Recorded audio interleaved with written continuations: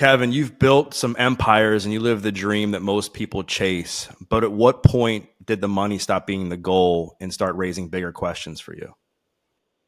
That's a great question. You know what I've learned, which I think is so intriguing when I talk to other people in my situation. I remember the day back in the early 90s when I woke up after the sale of a learning company to Mattel for $4.2 billion. dollars. And there were nine of us that were founders, so to speak. We'd worked on that deal for over a decade. We were passionate about it. We were the Rita Rabbit guys, Carmen Sandiego, Oregon Trail. Like, we owned that market worldwide, but we built it from scratch, basically. And I woke up and I said, I'm stinking rich. But it never was for the money. What I've learned is if that's all you were trying to do as an entrepreneur, you will fail. If it's just the greed of money, you will fail. You have to have a passion for what you're doing beyond financial rewards. It's really about the pursuit of freedom. And part of what freedom is getting to use every hour of the day, of your day, in something that you really want to do. And, whether it's watches or guitars or an investor these days, I love what I do. I really do. And that to me is, I've achieved freedom. And yeah, I got a ton of money, but I don't need any more. But I don't think about it that way. Often some of the things we get involved in make more money, but that's not why I do it. I know you've been open about like almost having a divorce, and you've mentioned that you talk a lot about relationships and how money is like the number one factor when it comes to having a healthy relationship. Like, talk about that time in your life with what you and your wife were going through, and like how did money play a part in that? Yeah, it was 2016, a couple of rough years in my life. That was what was happening to me, which a lot of people don't survive, is celebrity was starting to encroach on my life in some very unusual ways. And it was very, very tempting. And I did go down that road. And I did a lot of crazy things. And, for which I'm glad I got them out of my system. And I'm glad, I survived it. But, it was just insane. And, it's very, people don't understand celebrity until they actually experience them themselves. There's no way to tell somebody what's going to happen to you until you go through it. And it's not all good. And so, I remember, maybe back in years before that, at the time, the CEO of ABC Television calling me up into his office, and he said, I just want to ask you something. How are you liking celebrity now? And I said, why would you ask me that question? He said, no, tell me the truth. How are you liking it now? And I said, okay, yeah, I get what you're asking me. I understand this is a two-edged sword. And he said, yep, you better remember that, because we're in a partnership together, and you're part of our brand now. And I think he was foreshadowing, what was going to happen to me, because he was watching it happen. And I didn't see it. And so it pulled me away from my family. I separated from my wife. I got a condo, and I was living in a crazy lifestyle in multiple cities, south of France, Saint-Tropez, all that stuff. And, that's a very intoxicating lifestyle. But then one day on a Christmas Eve, my daughter said, what are you doing? Like, why are you doing this? And do you really want to have no family? And she was right. And so we got back together again as a family, and I've never gone offside since then. I got all my wild oats sowed. I'm done. I've seen it all, did it all, every yacht in the world, all that crap. Yeah, it was fun, but it doesn't replace family. I give you a lot of credit for doing that, because it would have been easy just to go the other way, right? Because it's like, once you become famous, I understand like the attention and everything. It's there like all the time. You don't even have to like look for it, essentially. But for somebody, I guess, getting back to like for somebody starting from zero today and they have nothing, and talking about harsh truths, what do you think is the most uncomfortable truth they need to accept if somebody actually wants to get rich enough to question the meaning of it all? Yeah. Well, the number, you have to sit down by yourself and think about why I'm going to take this journey. Why am I going to decide to work this hard? Because you will. I mean, if you're an entrepreneur, you're going to work 25 hours a day, 8 days a week, and you're going to work your ass off. There'll be no life balance. All that stuff is crap because you're competing with guys in China and Mumbai, and I mean, it's unbelievable. But there's never been a better time to do it because what's really come to the fore for people that know how to do this, and I would include you in that mix actually, social media has changed everything for entrepreneurship. The power to communicate your vision, your story, your product, your service on all of these platforms and create a community of people that support you has never been ever as powerful as it is now. I mean, I've got all my entrepreneurs, the first thing I ask them is when I invest in them, who's doing your social media for you? How are you acquiring customers? How are you measuring return on ad spend? And the really savvy ones are great storytellers. And every day they get up and they tell their story. And one by one, they get more customers. And a community of people that like the fact that they're being told the truth and it's transparent. And, you know, it's really remarkable to see these people do this. And one thing I would add to this, which I found unique now that I've been doing it for so long, on Shark Tank over 17 years, almost 90% of my returns have come from companies run by women. And they don't know each other. They're in different sectors. They're all kinds of different products, different states. They have an incredible ability to tell a story and have people believe them. It's almost like motherhood or whatever it is. You want something done, give it to a busy mother. It's remarkable how many of them have provided all the returns. Big deals, huge deals. Anna Skaya, Base Paws, Sarah Poo, Blue Land, Tracy and Danny on Wicked Good Cupcakes, just one after another. And they're all wealthy now. They're really, and they were just fantastic storytellers with amazing executional skills. That's how they did it. A great idea is a dime a dozen. Executional skills, really hard to find. These women knew how to execute. They set goals and they were able to execute on them. You've said that execution is so important, and I think so many people struggle with having these big ideas and they don't do crap with them. What do you think is the best path for people to actually be consistent and achieve the thing that they want to do? You know, it's very simple, actually.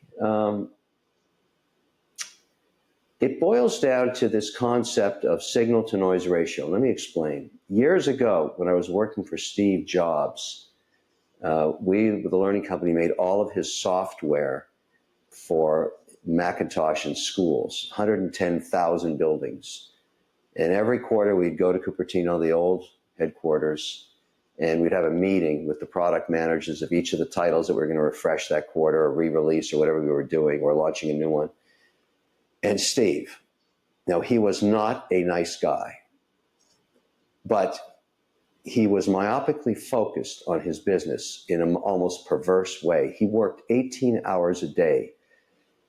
And I started to realize that he didn't let anything get in the way of whatever tasks he had to achieve in that 18-hour period.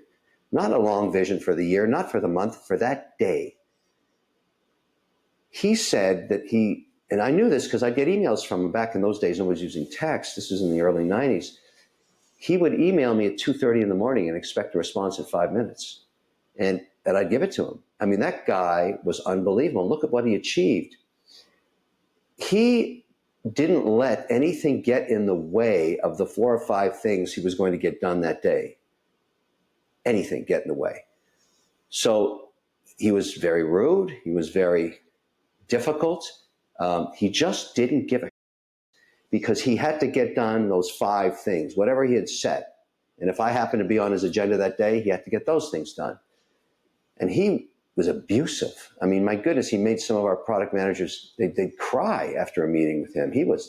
But look at what he achieved. And I've seen someone else that even has a higher ratio. And I've had brief encounters with him, Elon Musk. He's 100% signal, 0 noise. I've seen him walk away from a conversation the minute he realized that there was no useful information in it. Just walk away. But look at what he's achieved. So what I've learned is you have to figure out how much noise in the day are you going to actually let distract you from the goals you have to achieve that day. That's the definition of executional skills. And I've determined, and I'm getting pretty good at seeing this in people, if your signal to noise ratio is lower than 70% signal, 30% noise, you're going to fail because you're weak and you can't determine which is signal and which is noise. I don't want to invest in you. So that's how you do it. And you can train yourself. Write down those 5 things in the morning and don't let anything distract you till you get them done. And you will be powerful and you will be successful and you will achieve financial freedom. Speaking of signal and noise, you have so much going on. Like, what's been a big time management decision you've made that simplified your life? I have an amazing team. I have an amazing team of people that run all these different businesses in our operating company. I mean, watch insurance, television networks, real estate development, data centers, uh, cryptocurrencies, uh, portfolios, and ETF indexing company. I mean, they're all run by incredibly great managers. And so I know it's working when my phone doesn't ring. And they have my numbers. I have, multiple phones, and the people that matter to me all have my emergency number. And when that phone rings, I answer it because there's a problem somewhere.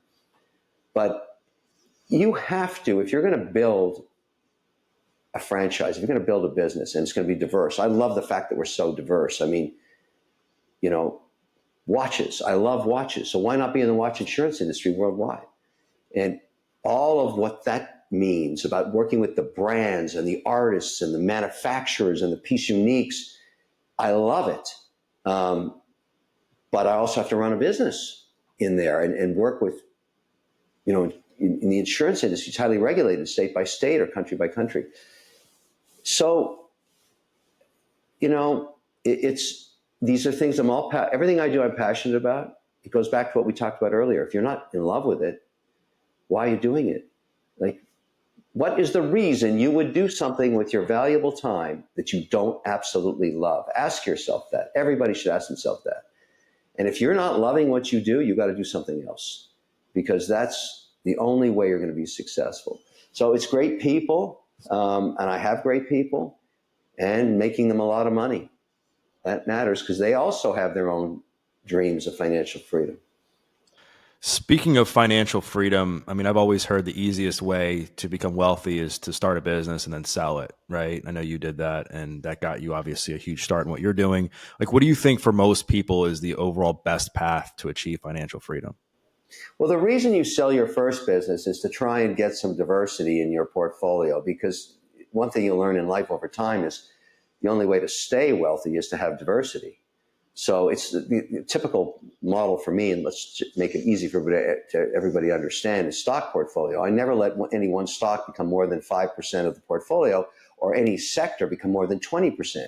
So, people say to me, well, how much gold do you have? 5%. How much Bitcoin? 1.3%. What's your total crypto portfolio? 19% of my overall investment portfolio. When my son went to work there, and I thought it was the stupidest stock I've ever seen. A car company trading at 100 price earnings ratio is nuts. And he said, Dad, you don't get it. Tesla is not a car company. It's a data aggregation company. The more miles Teslas drive, the smarter their servers are for one day autonomous driving. They'll have the highest resolution. I said, well, Charlie, never thought of that. Okay, maybe I'll buy some stock. And I did at the kitchen table that day, and that thing just never stopped going up. I bought it way before it even split. So I kept selling it down to 5% every quarter. I just kept going up, up, up, up, up. But as I sold it down, my cost base became zero. And today, as Tesla goes up and down through whatever it's going through, it doesn't matter to me because I own it for free. And I made a lot of money along the way. So these are things you learn. And so the reason you'd sell that first business is everything you own's in that business. You're 100% into one thing. Even if it's distributing cash, it's better to get diversity. So I sold my first business, my second business, my third business, fourth, fifth, sixth, seventh, eighth, ninth, 10th, whatever. I just started new ones. That watch insurance, Wonder Care, That's from scratch.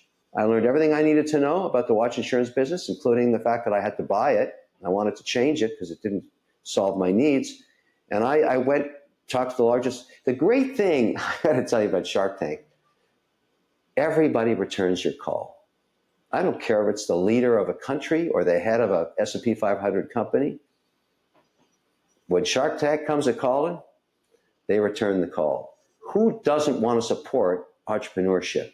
Even politicians, doesn't matter what party, even Elizabeth Warren or AOC. I don't agree with anything they do, but they want to support entrepreneurship. I mean, that's the power of the Shark Tank passport. And why wouldn't I take advantage of that? My goodness, it's been an incredible ride, and it's still going on. So I was able to talk to the number one executive in the worldwide insurance industry in like 15 minutes and say, look, I want to come into the insurance business, and here are my ideas. Do you want to partner with me? Because I got 10 million followers and all love watches, and they want to buy watch insurance. That was a pretty quick deal. I love that. And I've heard that you said like most people aren't cut out to be entrepreneurs just because of what it takes to actually be successful. Like how can somebody who isn't necessarily going to build and sell a business, how can they achieve financial freedom? Like what types of like money and wealth habits do you recommend for them? Yeah, well, that's about discipline. Only a third. If you have 10 people, maybe three, maybe four max can make it as an entrepreneur. It's such an incredible demand of focus and determination and the ability to take the hits day after day after day, which will happen to you, and just get up and keep going. And not, that's it. I would say a third can do that. And being willing to fail, because if you can't make it work in 36 months, you got to take that idea, take it behind the barn and shoot it and start a new idea. And I've done that myself. It just happens. It's just the way it is. And so, and during that period, you don't want to spend anything if you can avoid it, because you need that money for your business. And frugal is an understatement. You really, really have to scrape for every dime, every penny. It's very important, because you may not be able to raise any more money. Markets can change very quickly. You have to live off what you've got. But what I've learned also, and I tell people this all the time, look in your closet sometime. Look at all the you bought that you don't even wear, and all that crap around you that you don't use. My mother taught me something very interesting. And I didn't get it till long after she passed away, but she was right. She used to love Chanel, and she could not afford Chanel clothing. Coco Chanel was her idol. Chanel jackets and suits for women are just like, they're still luxury items, and they're so well made, handmade in Paris and Italy and all this stuff, and they cost a friggin' fortune. I mean, they're just insanely expensive. And she would buy one or two suits a year, and that's it. Nothing else. And she'd take care of these suits as if they were art, which they were. When she died, there was a cat fight amongst the women in the extended family to get hold of one of these Chanel jackets. And I was the executor. They went insane.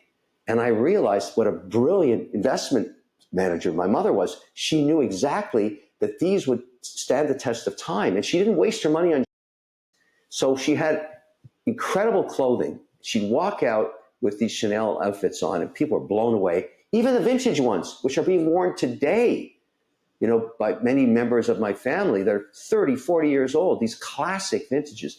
So you can do that. You can actually live that way and buy things that you're going to use forever. Yes, they're going to cost more, but in the long run, you're saving money.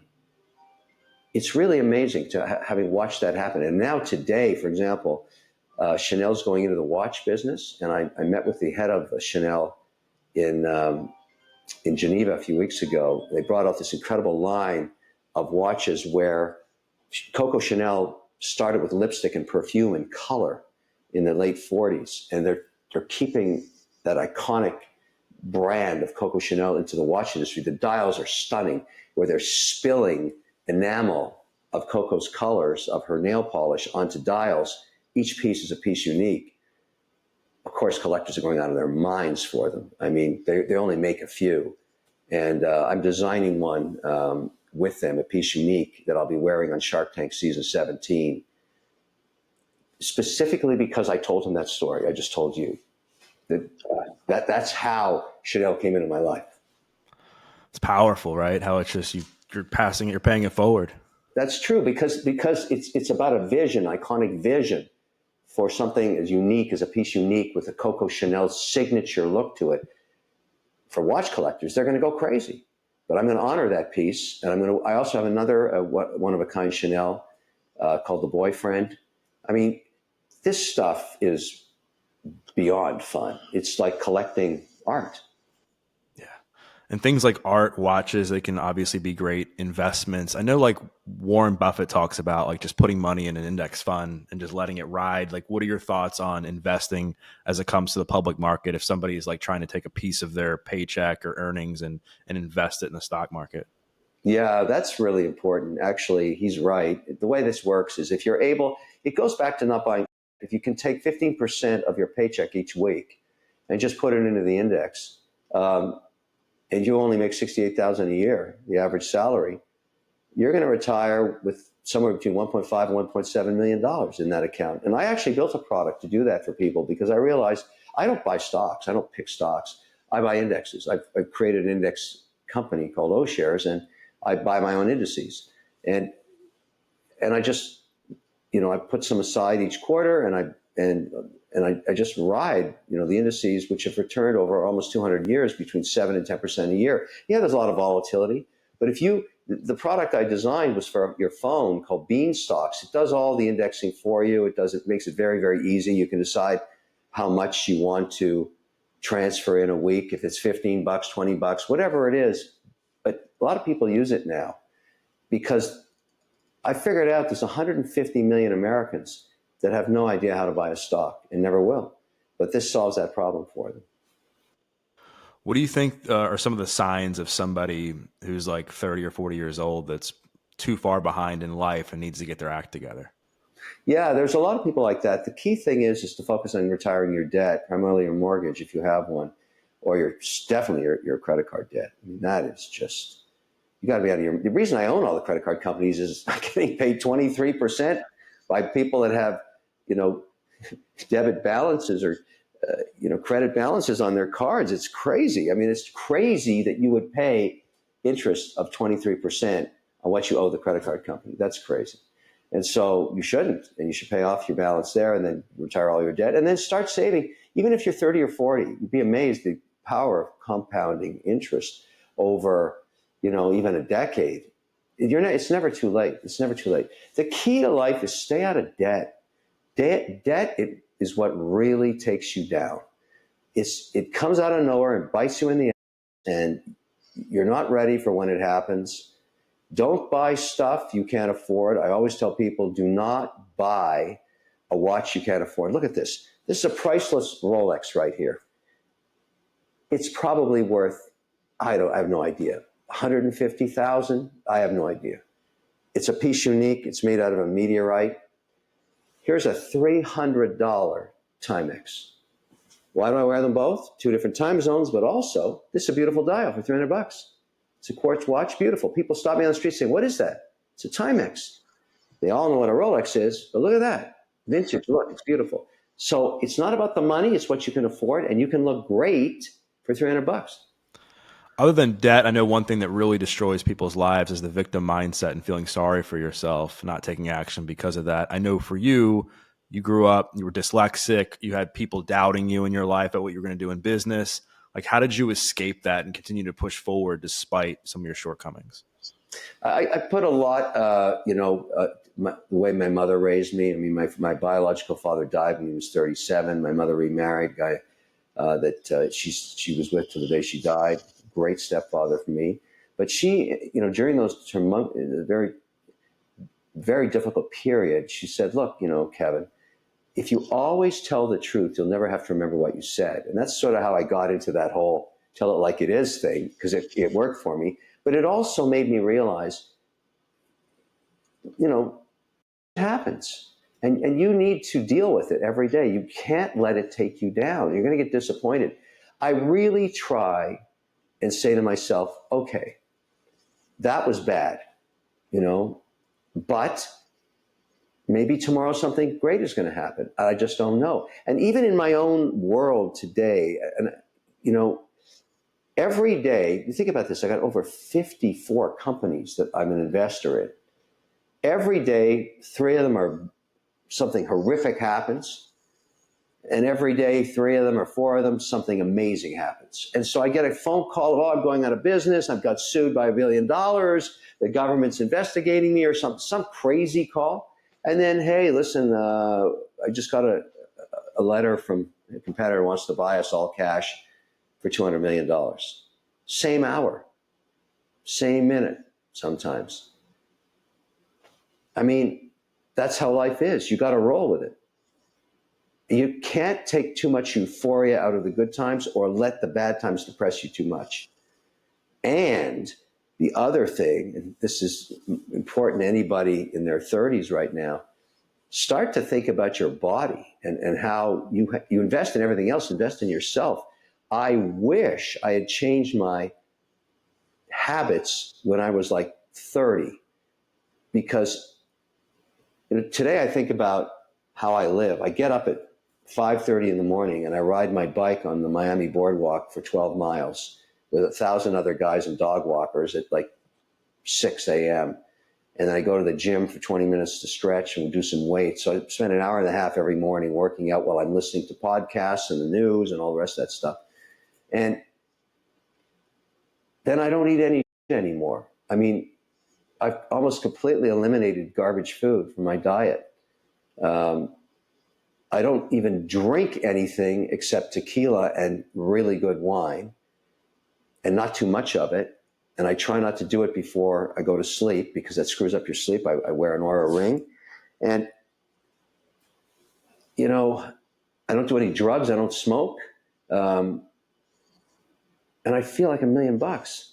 I feel better today than I did when I was living like weighing, 40 pounds more than I do today.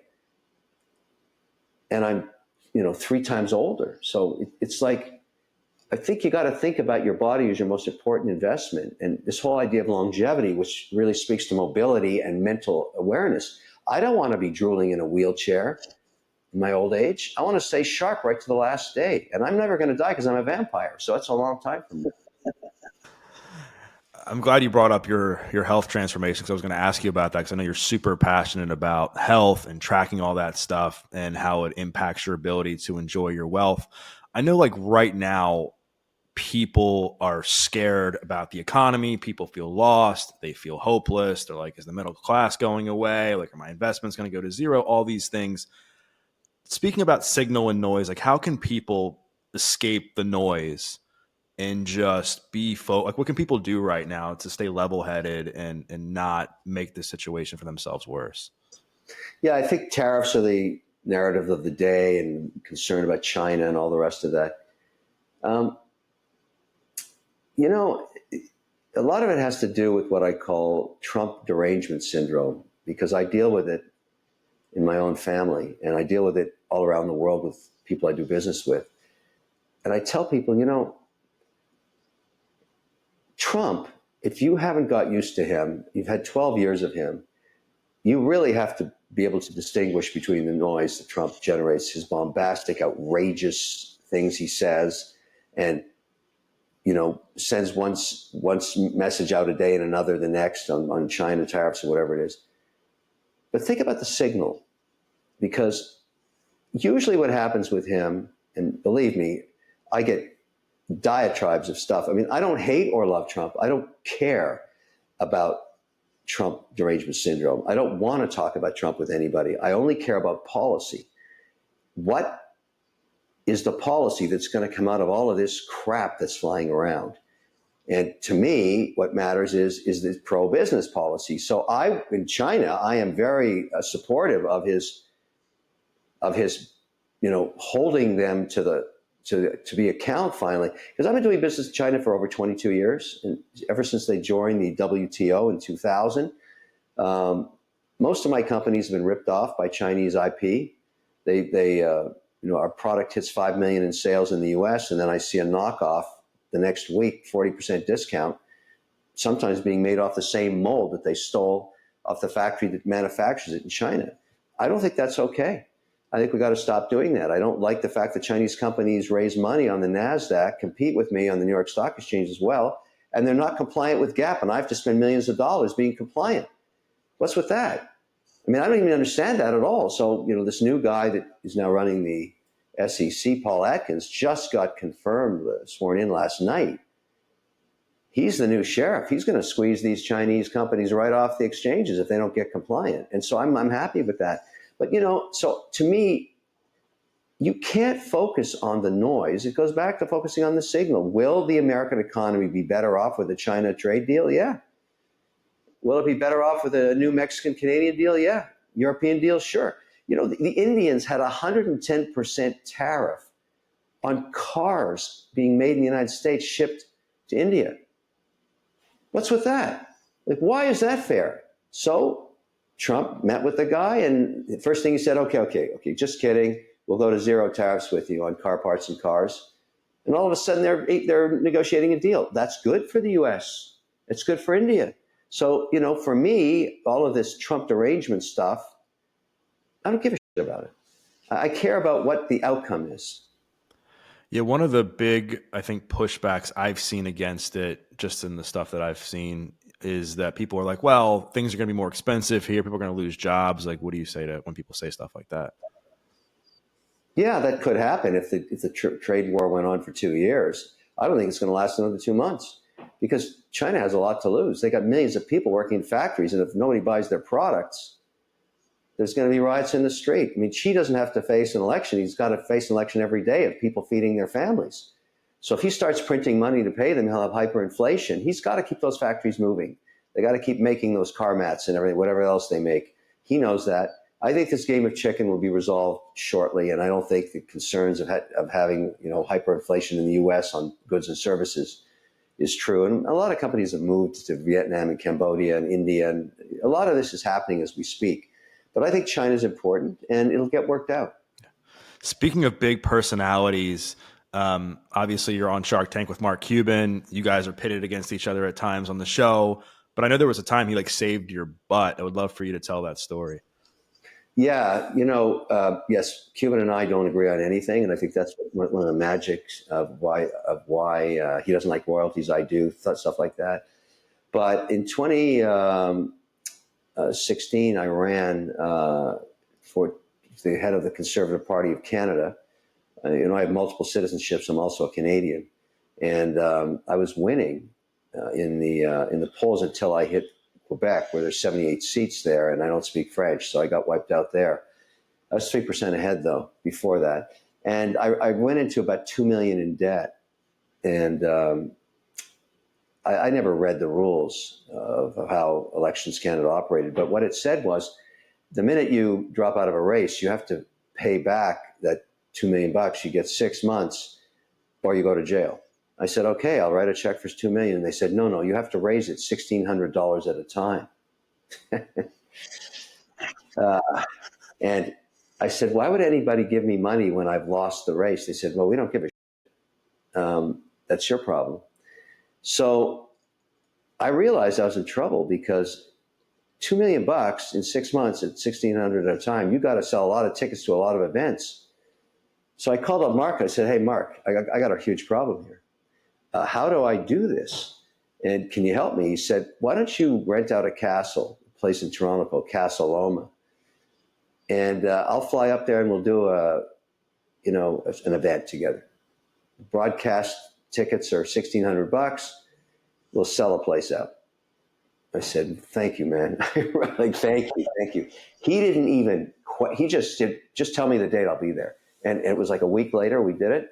And we almost retired over half that. We did $1 million plus in 1 week selling tickets. So he really saved my ass there. And of course, I'm forever obliged, even though we don't even agree on politics or anything, but it just shows you, he's a good guy. I thought he got a serious case of foot and mouth disease in the last election, but he survived it, and I have a lot of respect for him, and I'm sure we'll be doing business. And we have deals together. It's our teams know each other.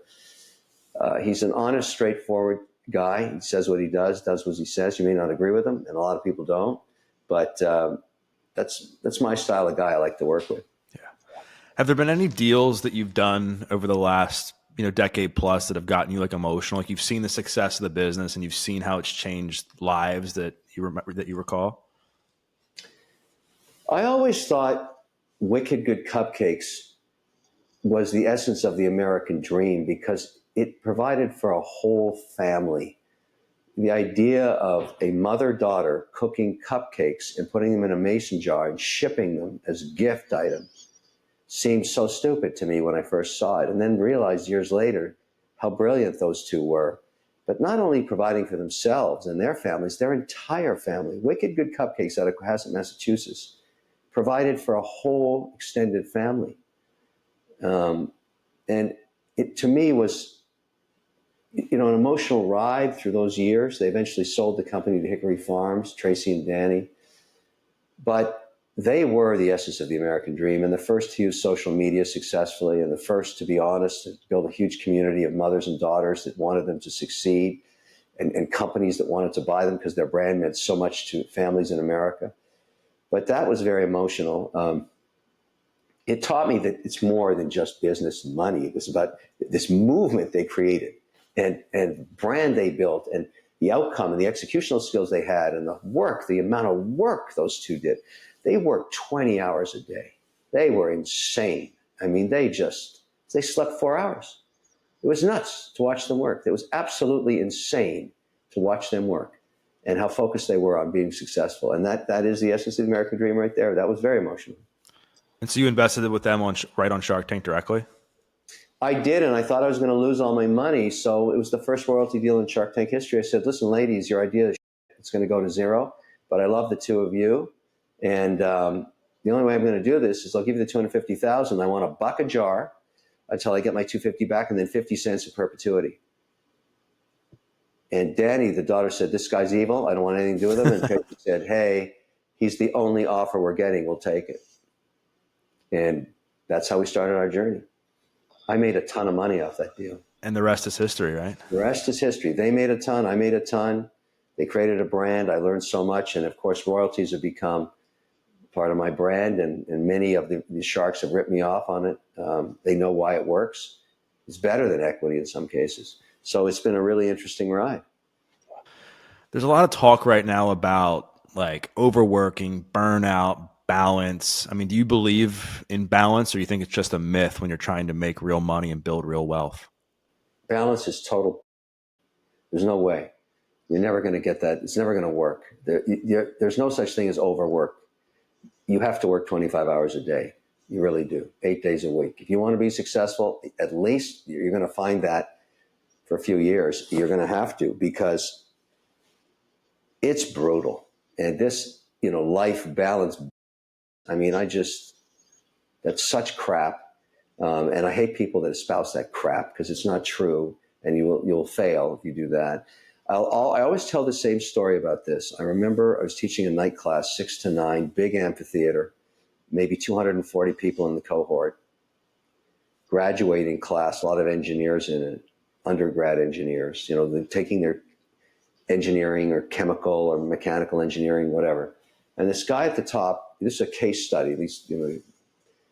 They bring in guest lecturers, and it's a 3-hour session. And during that 3 hours, you pretty well get to know a lot of the people in the class. And this one guy up at the top didn't say a word. And, we're 5 to 9. The bell's going to ring. We're all going to leave soon.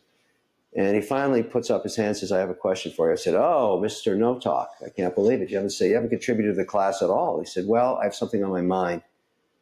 I'm graduating in engineering, and I've been living in residence. And it's kind of rare for an undergrad to stay in residence for 4 years. They usually stay 2 years and they go out and live somewhere near campus. This guy stayed in residence the whole time because he was running a business that provided a cloud-based service for hedge funds that were under 250 million so that they could be compliant with their regulators. Subscription service. He wrote the code. And he was making $5 million a year in subscription fees. $5 million. He still hasn't even graduated as an engineer. So he's taking all his classes. He's working his ass off on his degree, and all weekend long and every night he works on the code and his customers. $5 million. And I said, excuse me, I don't hear a problem right now. I mean, that is absolutely spectacular. That's incredible what you've done. And he said, well, here's my problem. My fiance came to me this morning and said, I have to choose. I don't participate in any of the family picnics. I barely ever see her. I'm working 18 to 20 hours a day between the two things I have to do. I don't go to the soccer games of her niece and nephew. And she said that I'm going to have to choose. And I said, what do you mean choose? Well, I have to choose between her and the business. At this point, the whole class goes, you could hear a pin drop. Half the class is women, by the way. And I said, okay, let's think about this. How many people have achieved what you've done? Have a $5 million subscription service business in basically 4 years, maybe 0.00001% of the population. So, which one is easier to replace? Your fiance or your business? Ooh, boy, what a storm ensued after that. Because that was the right question. She was the wrong person for him. She didn't understand the journey he was on. And that would probably end in divorce anyways. But that's not how everybody felt in the room. That class didn't end until 10 o'clock. It was a show discussing this very issue of life and balance. There is no balance. That's why you got to pick the right partner. And by the way, by the time that class was over, the few women in the class were checking this guy out. I can guarantee you. Like that, he's not going to have a heart. He never married her. I don't know where he is now, but I'm sure he's very happy with somebody else that understands his journey. You see my point on that? I do. Yeah. And obviously, like building businesses, surviving a marriage, that all takes a lot of resilience, ability to embrace discomfort. What was harder for you, like working on your marriage or building your businesses? Well, you're always working on your marriage. I mean, the whole idea of entrepreneurship is to get free so that you can say, well, tonight's a good example. You know, my family's all over the place. One's in San Francisco, one's in New York. You know, I'm very fortunate. I have multiple homes in multiple countries. And so I travel a lot. But I can afford to have dinner with my daughter wherever she is. And I said, where are you going to be tonight? And I'll just fly there and we'll have dinner together. And then the next day I'll go where I have to go. Or how would everybody like to go to Phnom Penh, Cambodia for the weekend? Bring your boyfriends, bring your girlfriends. It's on me. We do that all the time. That's freedom. That's financial freedom. That's how you can have quality time with your family and make their lives. You know, I don't give my money away to my kids, but I certainly provide that our family can enjoy our limited time together in a very high quality fashion. And, you know, I can afford to do that. That's my freedom. I'm not worried how I'm going to get there or how I'm going to travel or what it's going to cost. It just doesn't matter. What matters is the time. And once you understand that, that's what balance becomes. Because I don't have to do anything. I don't have to pick up the phone. I only do things with my time that I want to. I want to do this with you right now. I'm enjoying this conversation. We're having an important conversation about issues that are important to people. This is something I want to do. I don't have to do it. And so that's where you want to get to. That's why I wish for everybody. Get to a place where if the phone rings, you can look at it ring. Doesn't matter who's on the other end.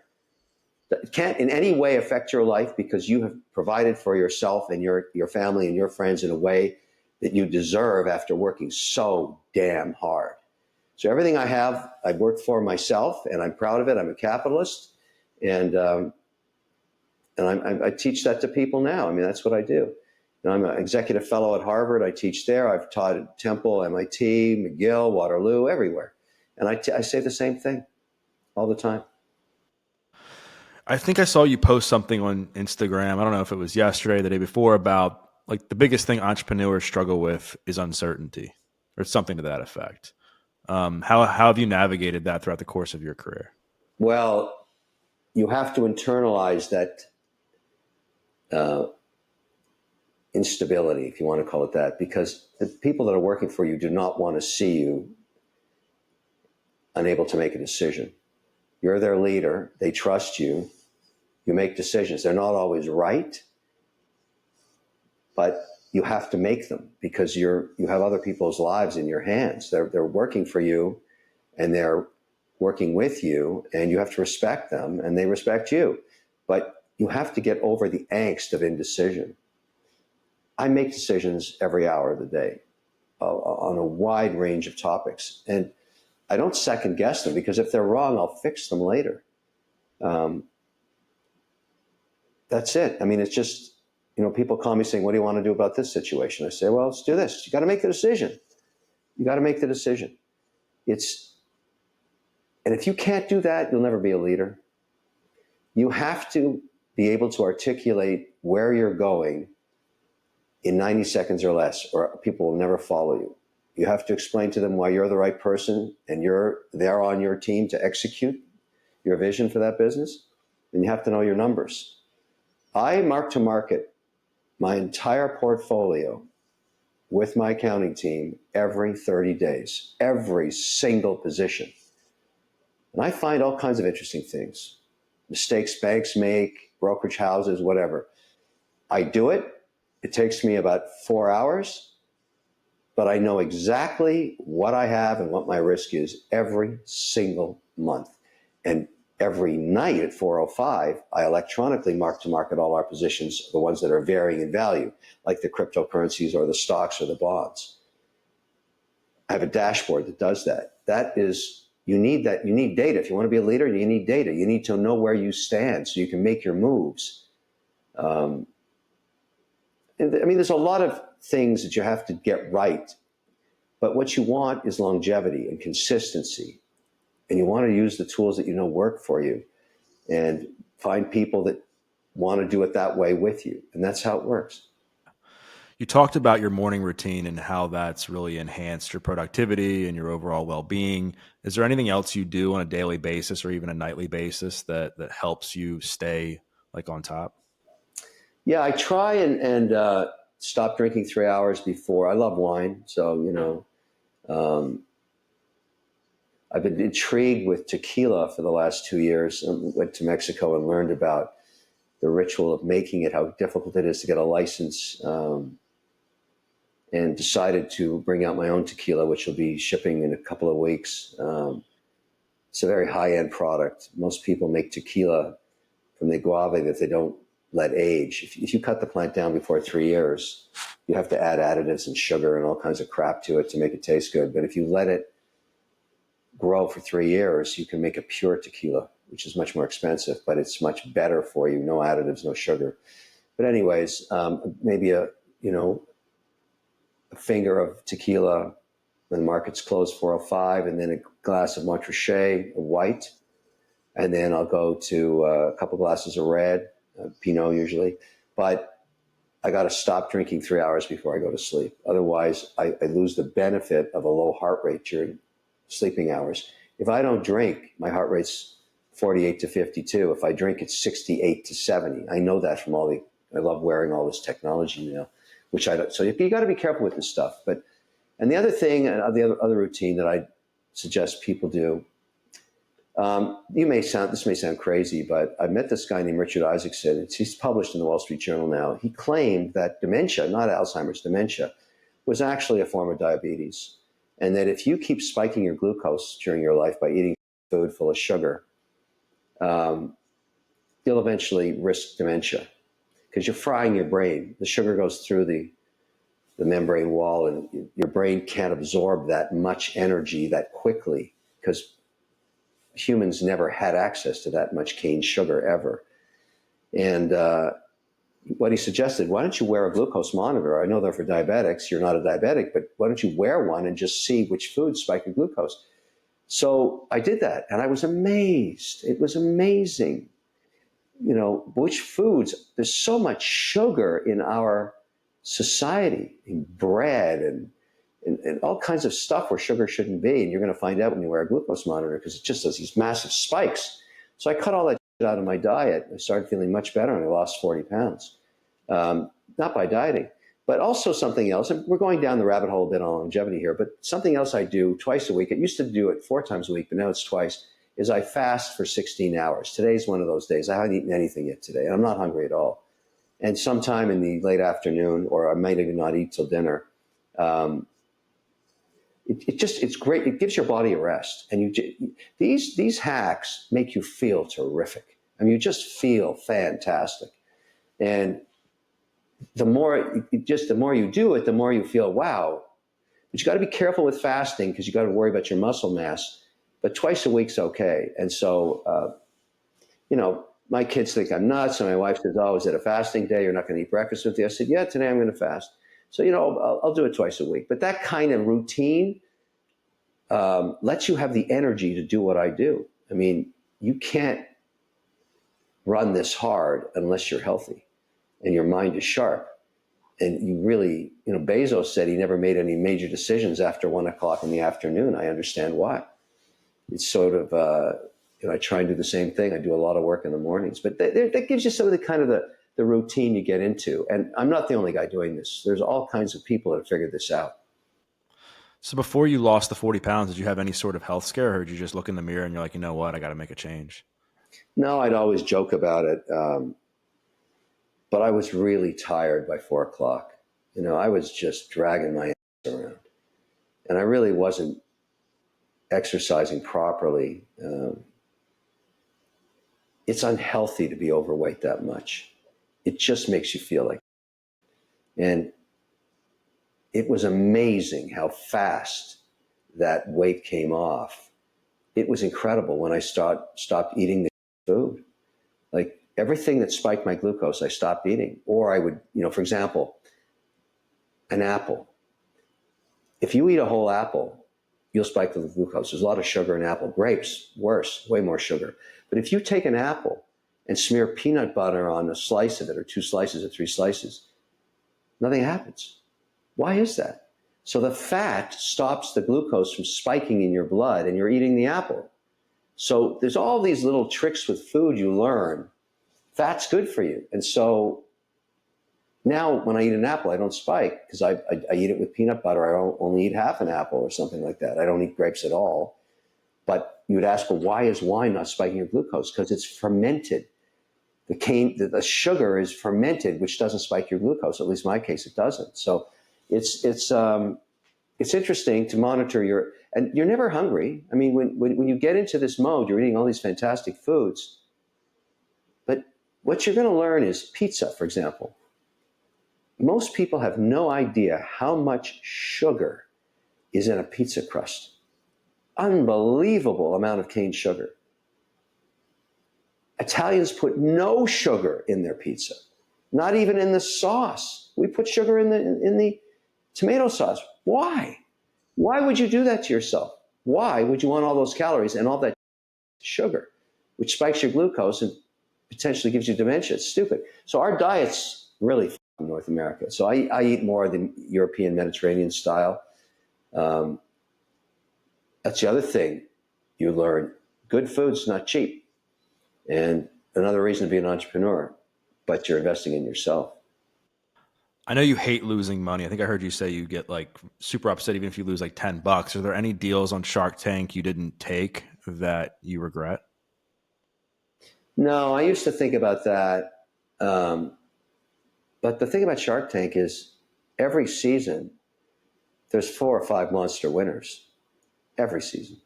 It's been that way for 17 years. So I don't worry about spilled milk. I couldn't care less.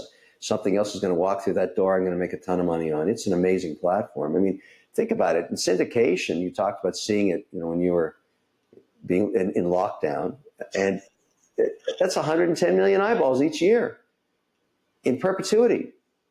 You're getting that free customer acquisition. It's magic for any company that gets on Shark Tank. It's absolutely, they don't get a deal, it's magic. So it's really quite something. And, we take advantage of that and we make investments. We don't win on all of them. A lot of them have gone bankrupt. That's the nature of venture capital. But certainly Shark Tank gives you the secret sauce of free customer acquisition, which is absolutely spectacular. It makes the whole thing much better. Wasn't there something though with like Ring where you have like almost like lunch with the dude from Ring because you passed up on that and it would have made you like, eck. That was Jamie. We're friends now. We do a lunch every July 5th in Nantucket.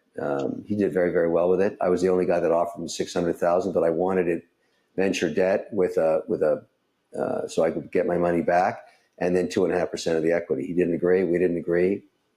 That's the one that got away. But I don't think about it too much, other than I have a great friend with him. So it's terrific.